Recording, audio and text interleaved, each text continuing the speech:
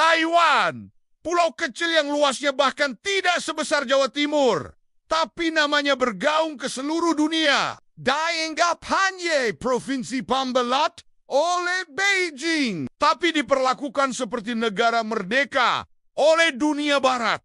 Taiwan bukan sekadar titik di peta, ia adalah medan tempur diplomasi, teknologi, sejarah, dan masa depan global. Di video ini, dunia terkini akan membedah satu pertanyaan penting. Kenapa Taiwan begitu penting bagi China? Pertama, Taiwan di tengah First Island Chain Taiwan terletak di garis pertahanan maritim strategis yang disebut First Island Chain. Rantai pulau ini membentang dari Jepang, Taiwan, Filipina, hingga Kalimantan. Bagi China, Taiwan adalah penghalang militer sekaligus kunci untuk keluar dari kandang geostrategis. Jika berhasil merebut Taiwan, armada laut Cina bisa menembus ke Samudra Pasifik dan menantang dominasi Angkatan Laut Amerika di kawasan Indo-Pasifik. Kedua jejak sejarah yang tidak usai, tahun ke-1949, setelah Perang Saudara berdarah, Partai Komunis menang dan mendirikan Republik Rakyat Tiongkok. Sementara pemerintah nasionalis melarikan diri ke Taiwan. Sejak itu, dua pemerintahan berdiri di dua tempat, saling mengklaim sebagai Cina yang sah. Bagi Beijing, Taiwan adalah luka sejarah, dan hanya dengan menyatukannya kembali, luka itu bisa sembuh. Ketiga, Taiwan sebagai titik api konflik militer, ketegangan antara Cina dan Taiwan terus meningkat. Ratusan jet tempur Cina melintasi zona pertahanan udara Taiwan setiap tahun. Manuver kapal perang, latihan blokade, dan simulasi invasi sudah sering terjadi. Taiwan tak tinggal diam. Mereka memperkuat militer, mempererat hubungan dengan Amerika, dan memperbanyak pengadaan senjata canggih. Dunia menyebutnya sebagai titik api paling berbahaya di Asia. Keempat, teknologi dan kendali chip dunia di balik konflik ini. Tersembunyi satu aset tak tergantikan, semiconductor. Taiwan adalah rumah bagi TSMC, produsen chip paling maju di dunia. Tanpa chip dari Taiwan, dunia bisa kehilangan smartphone, laptop, bahkan senjata canggih. China sangat bergantung pada impor chip. Dengan menguasai Taiwan, Beijing bisa memotong dominasi Amerika di sektor teknologi. Kelima, Taiwan dalam ekonomi regional. Taiwan adalah raksasa ekonomi yang tak bisa diremehkan. Meskipun kecil, Taiwan masuk 20 besar ekonomi dunia. Dengan perdagangan lintas samudera senilai ratusan miliar dolar. Hubungan dagangnya dengan Cina sangat dalam. Ironisnya, China adalah mitra dagang terbesar Taiwan.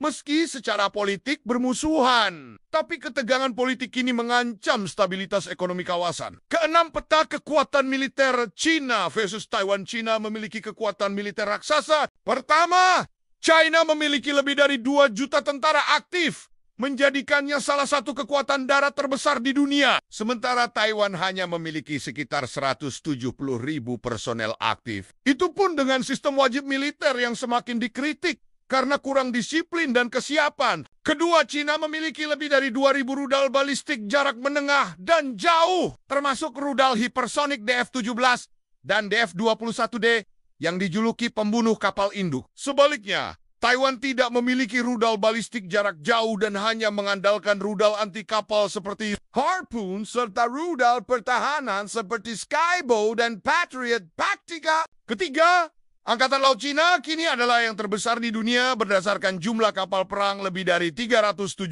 kapal. Termasuk kapal induk, kapal perusak, kapal selam, dan kapal pendarat amfibi. Sementara Taiwan hanya memiliki sekitar 30 kapal utama, tanpa kapal induk, dan hanya beberapa kapal selam tua buatan Amerika. Namun, jangan salah, Taiwan memiliki keunggulan dalam pertahanan darat, medan urban, dan sistem radar canggih. Ditambah dukungan persenjataan modern dari Amerika seperti HIMARS F-16 Viper, rudal anti kapal Harpoon, dan kemungkinan sistem drone tempur. Jika perang pecah, invasi ke Taiwan bukan sekadar jalan masuk, tapi bisa menjadi mimpi buruk logistik dan pertempuran yang mirip invasi Amerika ke Irak, hanya jauh lebih kompleks karena dukungan dari sekutu dan medan yang sangat padat penduduk. Ketujuh, peran Amerika Serikat dan sekutu. Amerika punya kepentingan besar mempertahankan Taiwan, walau tidak mengakuinya sebagai negara. Dengan Taiwan di tangan China, posisi militer Amerika Serikat di Pasifik akan goyah. Taiwan Relations Act menyatakan Amerika akan membantu Taiwan membela diri. Artinya, jika diserang, perang regional bisa meletus antara dua kekuatan dunia, Jepang, Korea Selatan, Australia, semua bisa terseret ke dalam konflik ini. Kedelapan, dilema diplomatik dunia. Hanya 13 negara yang secara resmi mengakui Taiwan sebagai negara. Sisanya menjalin hubungan diplomatik penuh dengan China yang melarang pengakuan terhadap Taiwan. Tapi di belakang layar banyak negara mendukung Taiwan secara ekonomi, militer, dan moral. Ini menciptakan dilema global. Mendukung Taiwan berarti menghadapi kemarahan China. Mendiamkan Taiwan berarti mengorbankan nilai demokrasi. 9 SK ENA RIO MA SA D EPA N1. Status quo berlanjut. Taiwan tetap mandiri de facto, tapi tak merdeka secara hukum. Kedua, reunifikasi damai sangat kecil kemungkinan, kecuali terjadi transformasi politik besar. Ketiga, invasi militer ini adalah skenario terburuk.